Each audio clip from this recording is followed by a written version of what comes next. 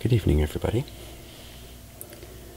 Well, here we have another episode of flipping through a old guitar magazine, and this here is the November 1989 of Guitar World. So yeah, this would be, again, a few months after I had graduated high school, and at this time, me personally, after high school, I wasn't too settled on what I wanted to do, and right then, my parents were moving from Colorado to New Mexico, so I decided to go along and take a year off to think about what I would study in college, and obviously I was well into my guitar playing years. And, but I would say that about this time, I was having somewhat of a, I don't know, mini crisis as far as music is concerned. I was just searching for more inspiration, something new to push my, my envelope, so to speak, of what I wanted to play. And yeah, this came along, and was really quite a breath of fresh air. And you can see free record inside, world premiere, Joe Satriani's new album. That's not to say that the whole album is inside, but it does have one song, and that song blew me away. So here we have Joe Satriani. We've got this blue background, which kind of goes with the theme of his new album, Flying in a Blue Dream. And you see him here playing one of his personalized Ibanez guitars. It looks like he's taken a metallic marker and just drawn all over it. I hope that he would put a clear coat or something over this after he was finished so that it wouldn't smudge. But yeah, this was one of his well-known guitars at the time. So yeah, let's go ahead and open this up.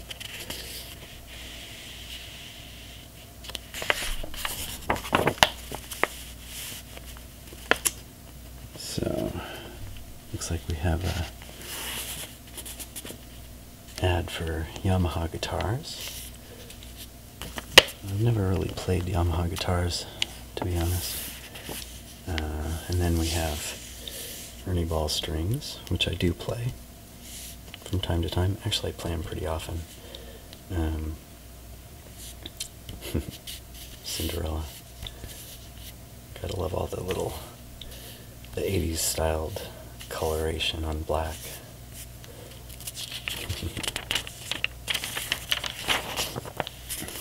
Alright. Here we have the table of contents. Looks like we've got Pete Townsend from The Who. We've got Nino Bettencourt of Extreme. Joe Satriani, of course. And Stu Hamm, who is the bass player that usually plays with Joe Satriani when he plays live shows. Here we have a nice full-paged ad for Ibanez. There's a Joe Satriani little picture here, but then here we have Reb Beach from Winger. He's a good guitar player, but yeah, Winger. Anyway, moving on. Charvel guitars. These are really nice. Every Charvel I've ever played, I never owned them, but many visits to guitar shops or whatever, and Charvels always feel really nice, even if they have a bolt-on neck. It's a little PV ad for Steve Morse.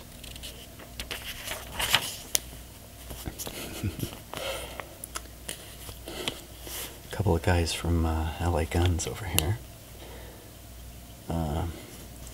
LA Guns are always funny to me because it was at a LA Guns and Dawkins show that I met my lady. So, yeah. Sure microphone. Here we have the letters that people write in. And sometimes they come with responses from the editor. Washburn.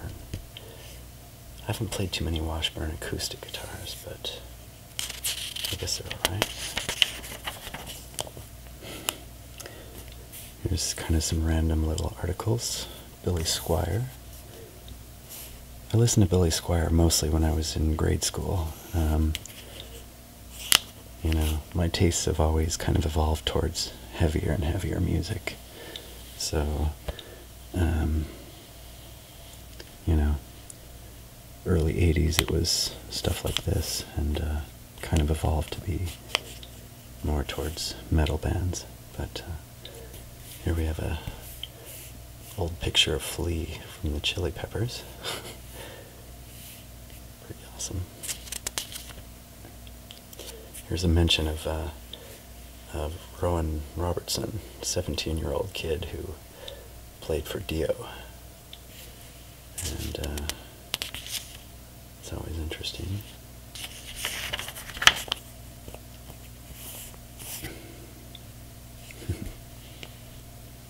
Old Skull. Looks like, is this guy 10 years old? Anyway, a bunch of kids playing some kind of, I don't know what these guys sound like.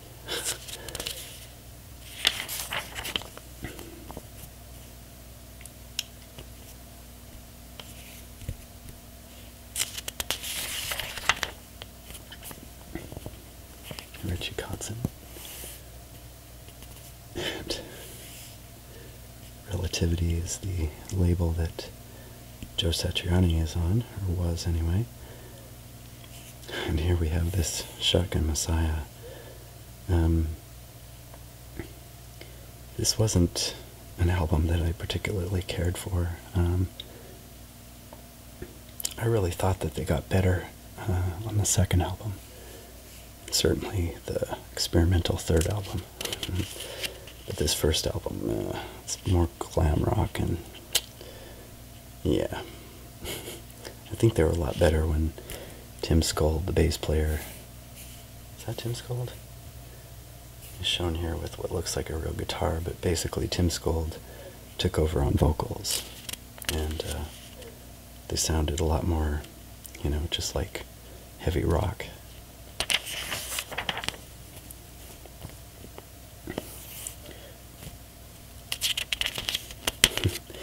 This was a cool guitar. Fender Stratocasters usually have 21 or 22 frets on the neck, but when they just released this, just called a Strat, it came with 24 frets, so that's 2 full octaves. And ever since I was young, I always preferred to play 24 fret necks. And I don't have any guitars that don't have 24 now, so. But I never got one of these. Kind of wish I'd had.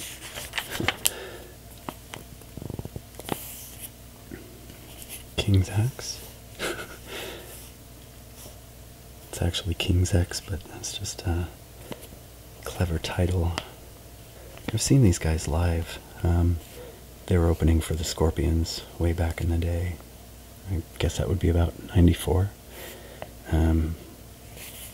They put on a really good live show, but I don't really remember. I mean, I don't have any of their albums, so, but yeah. Good band anyway, though. That's the one thing I remember. And here's this 88 ad again.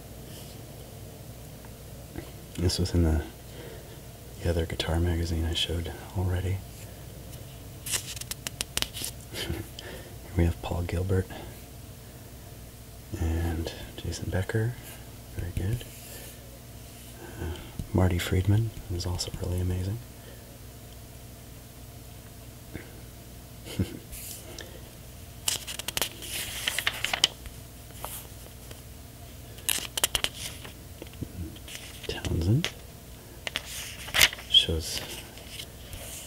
setup.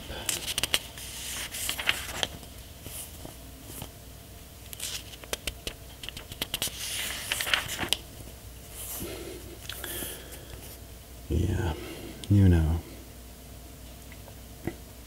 I have to say I'm a bit ambivalent when it comes to, I mean, for one thing, I don't know why a lot of these, more radio-friendly bands were trying to toughen up their image by wearing Misfits t-shirts and stuff like that. But, excuse me, Extreme and Nuno Bettencourt in particular were, they did some pretty amazing music. I'm pretty sure the crazy song that's in the mall scene in Bill and Ted's Excellent Adventure, where you just hear this crazy guitar playing that supposedly is, being played on a keyboard, but it's really just Nuno going crazy. And then they had to go and write one of the worst songs ever. I don't want to name the name, but every time I hear it, it's just, enough to give you a migraine. And it pretty much broke up the band, that song. It was an acoustic ballad, and, you run into the problem where if you write a song that departs from your style too much, you better make sure you like it, because if it becomes a hit, you're going to play that song a lot. And you're going to get people coming to your shows that only know that song. And, yeah. I guess that gets tiresome, because, these guys probably wish they'd never written that song. I sure wish they hadn't. So, here's a cool ad for DiMarzio pickups. Really good sound. And Joe Satriani.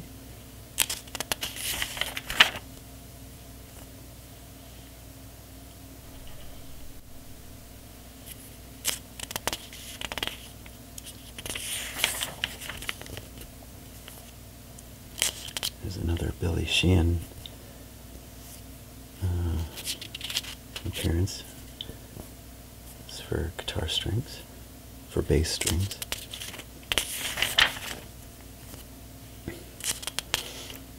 Yep, Trevor Rader. PRS guitars. I actually used to live not too far from Annapolis. Actually, I don't live that far from Annapolis now, but I used to live much closer.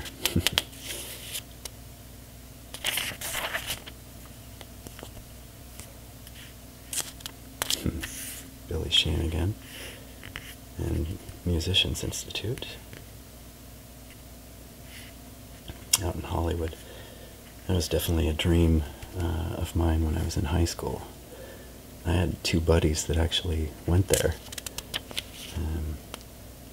But yeah,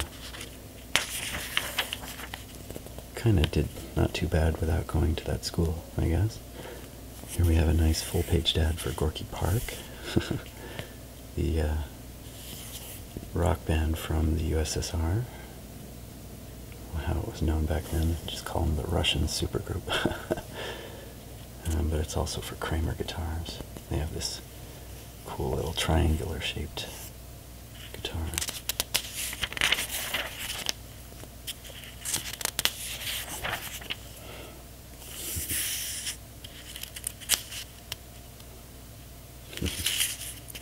Factor basses. There we go. So now we have the main article for Joe Satriani, and all about his Flying in a Blue Dream album.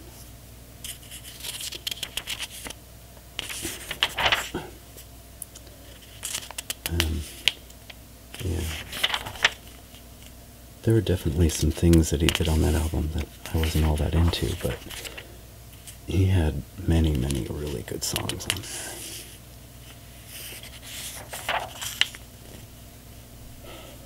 Here's some cool stuff about his guitars. The Radius styled Ibanez guitar basically means the body is really thin, so I guess it makes it more comfortable. And here we have these Area Pro 2 guitars. Check out these awesome colors again, particularly this. Gotta love the 80s.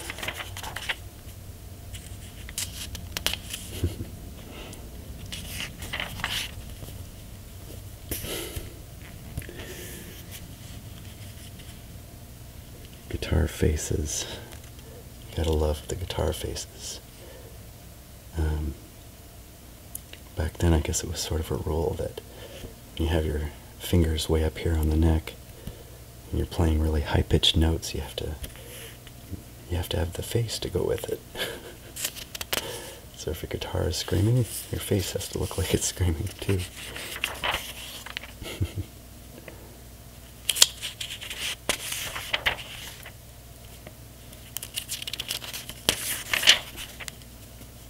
Oh, very nice. This is Akira Takasaki from Loudness. Really, really underrated guitar player. I thought that a lot of the stuff that he was doing way back in the early 80s was equally as impressive as a lot of what Eddie Van Halen was doing.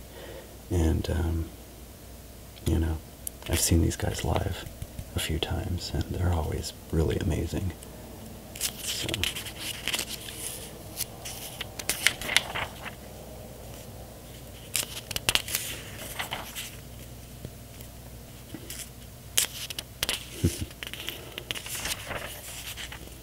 here we go. Big article with Stu Ham.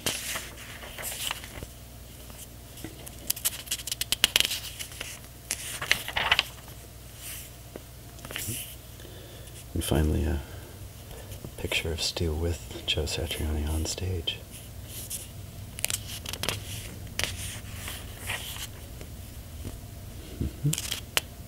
Oh yeah. Of course, one other thing that was prevalent in the 80s was lots of hot-looking women and ads for guitars or clothing or whatever.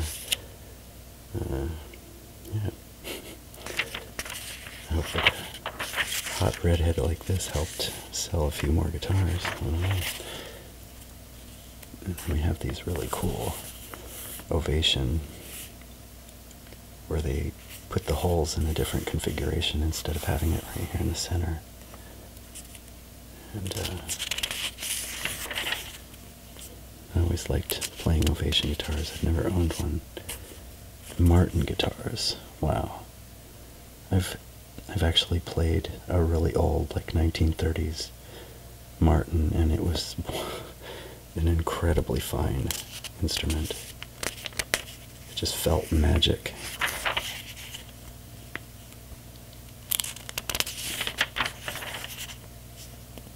And now we're getting into some of the columns that are done by professional musicians.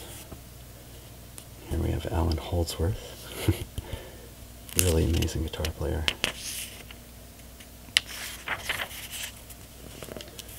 Got the videos from REH. I've seen some of these. The one from Vinnie Vincent, obviously the one from Paul Gilbert. I really need to go search all of these on YouTube, because I'll bet they're all up there.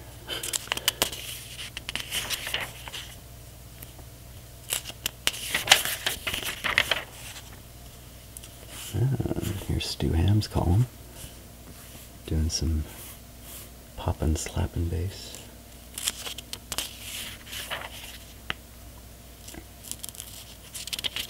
Digitech again.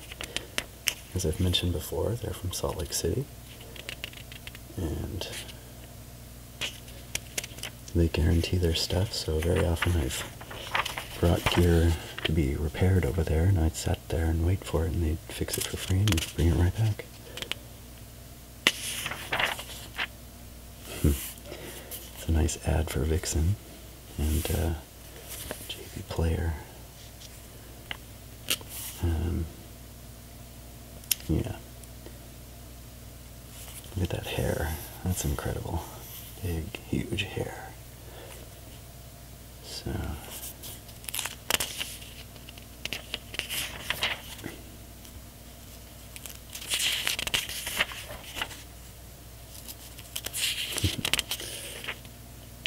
like that, the reflection in the glasses.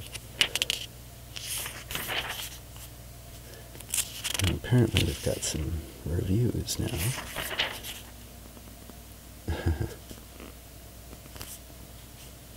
So you can see some of the albums that were out. Practice What You Preach from Testament, Louder Than Love, Soundgarden, Frank Zappa.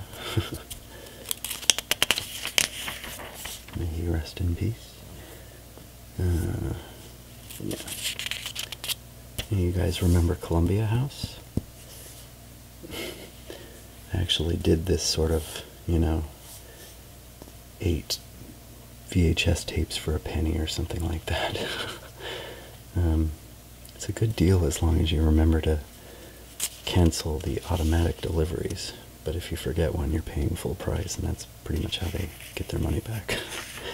But, yeah. And some DoD effects. I like some of their distortion pedals. Sound pretty cool.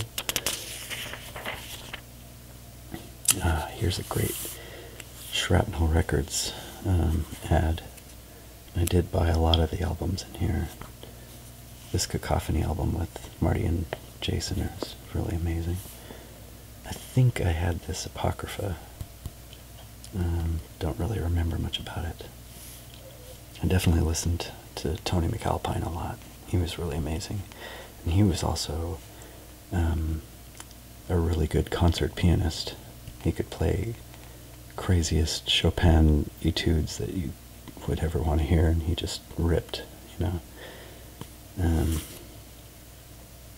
of course I had this Racer X Live Extreme Volume. I remember listening to this album a lot when I was a senior in high school. Yeah. If I listen to that now, I can remember lots of interesting, fun nights during that time. GHS. I like GHS strings, but they seem like they break more often. That was just my experience. I definitely think strings are a very personal choice. The metal they use, it just, the chemistry of your own hands and all that, it becomes just a really personal preference sort of thing. And for me, GHS just never really got the right feel or sound or, lasting more than a day or two. Nudie wireless. This is another bit of gear that I've never experimented with. I've always used a normal, cord, which kind of sucks when you're on a very big stage, but you just get a very long cord and try not to trip over it. But wireless systems are nice in that, it's wireless. But back in the day, you had problems with frequencies overlapping, and you had problems with the change in tone that they bring, whether you like it or not. You just have to deal with it. I guess if you have lots of money for your sound guy and your guitar tech to work it out for you, then yeah, go for it.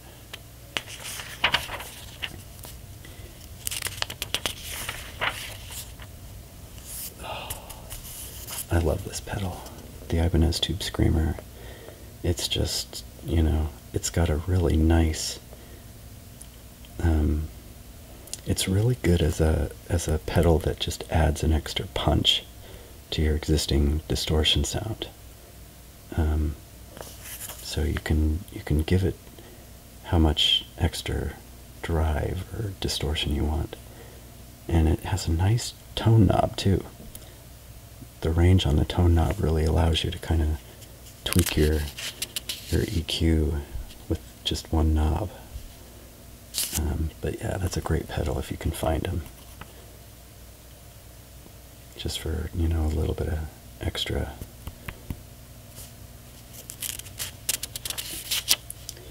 Here we come to the newsprint style pages, and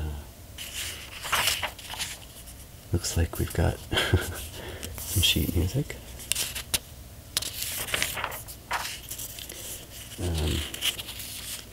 But as the cover said, you get a free record in this, and there it is.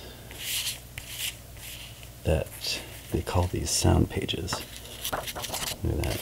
Well, but that's a 33 1/3 record you could put in your turntable. And there's one song on this, and it's the Mystical Potato Head Groove Thing. And what was so awesome about this song was, you know, it had a lot of cool parts that stop and start, and he brought back a riff, a really cool 6-string arpeggio riff. I mean, he had used it all over the place in this short little song that he did way back when called Power Cosmic, and so he brought back pieces of that as sort of little interludes in this song. And I just, you know, really, really liked this song. It really revitalized my interest in music and guitar playing, and just, you know, gave me, you know, some more motivation to keep practicing really hard. So, because I think I've mentioned in the previous video, this was a time when I had discovered a flaw in my playing, that I spent months for 4 hours a day playing slow scales, trying to correct the problem. But it was worth it. Trust me, it was worth it. Once you can truly do alternate picking, and you're not limited to the kind that coincides with economy picking, you can play anything, you know. So it was really, really worth all the effort, but it took a lot of patience, and I was really glad that people like Joe Satriani were making really cool music to kind of keep me focused on getting better. So now we're kind of getting into the one-ads. It's the very back of this magazine.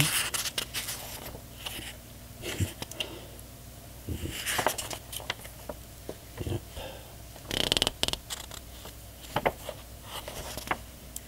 Oh, well. Here's another bit of ambivalence for me. I love Hamer as a brand. They make really nice guitars, and I played them for a number of years, but yeah, Winger, not so much. Alright, and what a great way to finish a full-page Marshall ad. Alright, well, I hope you enjoyed that little flip through this magazine. Yeah, there you have it. Guitar World, November 1989. A little piece of, you know, the history of, at least, you know, brings back a lot of memories for me as a guitar player. So, yeah, enjoy.